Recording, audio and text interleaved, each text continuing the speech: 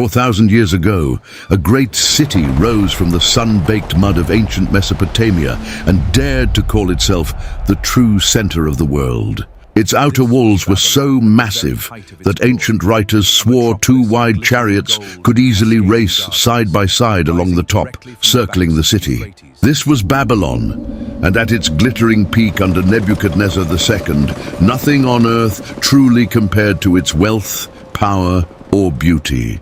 Stand at its gates sometime around 600 BC, and you would witness a civilization so advanced it seemed to defy the desert itself entirely. Golden temples, hanging gardens, towering ziggurats, and a busy river alive with trade all pulsed within this single mighty walled kingdom. To truly understand Babylon at its height, we must first walk slowly through its gates and feel the living pulse of this ancient city itself. The wide Euphrates River split the city cleanly in two, its dark waters ferrying grain, timber, spices and slaves toward the busy stone docks. Reed boats and heavy barges drifted slowly past mud-brick warehouses stacked high with goods gathered from every corner of the known world. Fishermen shouted out their prices while merchants haggled loudly, their voices blending into the constant hum of this vast trading empire. Above the river loomed the famous Ishtar Gate, its glazed blue bricks shimmering like polished lapis lazuli beneath the harsh desert sun above. Golden lions, dragons and bulls marched endlessly across its glazed surface, guardians meant to frighten enemies and honor the old city gods. To pass through that towering gate was to enter an entirely different world, built not just for defense, but for pure theatrical royal power. Beyond it stretched the wide processional way, a road so grand that entire armies once marched through it during the great royal festivals. Priests dressed in flowing linen robes moved quietly between shrines, carrying offerings toward temples dedicated to Marduk, king of the gods. The great ziggurat, later remembered by many as the Tower of Babel, rose story after story into a sky grown thick with rising incense smoke. Ordinary Babylonians lived crowded together in narrow mud-brick homes, their daily lives shaped by the heat, the dust and the river's rhythm. Children played happily in shaded alleys, while women balanced heavy clay jars filled with cool water drawn from wells beneath the streets below. Craftsmen shaped bronze, wove fine textiles, and carved cylinder seals, each object stamped with symbols that only trained scribes could read. In the crowded marketplaces, the smell of roasted barley, mixed with rare spices, carried in from distant lands along the ancient trade routes. Slaves and hired laborers hauled heavy stone for endless construction projects, for Babylon was a city that never once stopped its building. Above them all rose the royal palace, a fortress of absolute power where Nebuchadnezzar ruled an empire that stretched far beyond the horizon.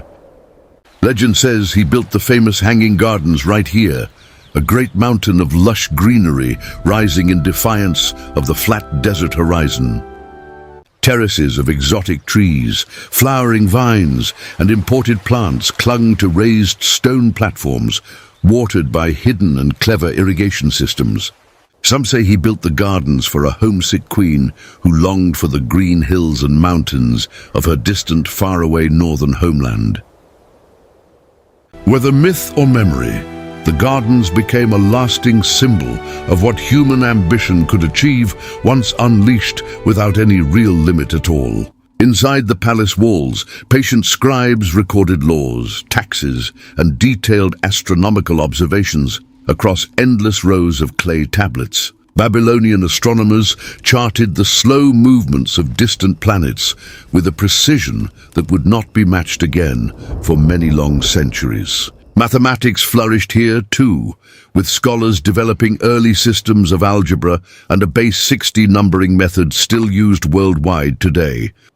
That very 60-based system still echoes today, hidden inside every clock face and every circle we now measure in 360 degrees exactly. Religion bound the entire empire together, with festivals honoring great Marduk, drawing enormous crowds from across the whole Babylonian world. Once each year, the king himself was ritually humbled before the god, a solemn reminder that even rulers held power only on borrowed time.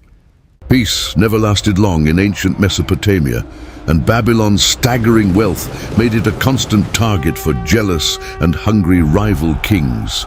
Nebuchadnezzar expanded his empire through conquest, famously capturing Jerusalem and exiling many of its people back to his own great capital.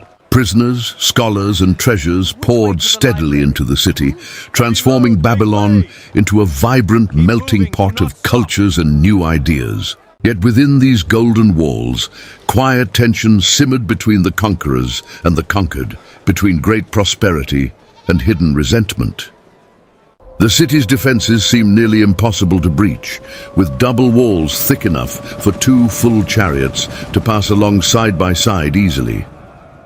Watchtowers rose every 100 feet, manned around the clock by soldiers scanning the dark horizon for any sign of an approaching enemy army. For decades, Babylon appeared completely untouchable, a fortress city protected by both its mighty walls and the constant favor of its gods. But empires built on fear and gold rarely last forever, and cracks were already forming quietly beneath the glittering surface of its glory. After Nebuchadnezzar's death, weaker rulers struggled desperately to hold together the vast empire he had spent an entire lifetime building. Court intrigue, sudden assassinations, and shifting alliances slowly eroded the strength that once made Babylon feel so completely untouchable. Meanwhile, a powerful new force was rising steadily in the east, one that would soon set its ambitious sights on the richest city on earth. The Persian king Cyrus the Great began his long march toward Babylon, drawn by both raw ambition and the promise of its endless golden riches. According to ancient accounts, Babylon fell not through years of grinding siege, but through a single unexpected and chaotic night of chaos. Some stories claim the Persians cleverly diverted the Euphrates itself, marching soldiers beneath the walls through the exposed dry riverbed. Whether legend or fact, the city that once seemed eternal opened its gates without the great and bloody battle so many had once expected there. Just like that, the capital of the ancient world quietly changed hands, and an entirely new chapter of Mesopotamian history had now begun. Yet Babylon did not vanish overnight, and its temples and streets continued on for centuries under a long line of new, distant foreign rulers. Time slowly buried its palaces beneath the drifting desert sand, until only silent mounds remained where golden gates once stood so very tall. And yet, despite conquest, decline, and the slow erosion of centuries, the legend of Babylon itself has never truly disappeared at all today. If this journey through ancient Babylon captivated you, subscribe now for more cinematic history brought vividly back to life again today. Tell us in the comments below which lost city or ancient civilization you want us to reconstruct and explore together next time around here.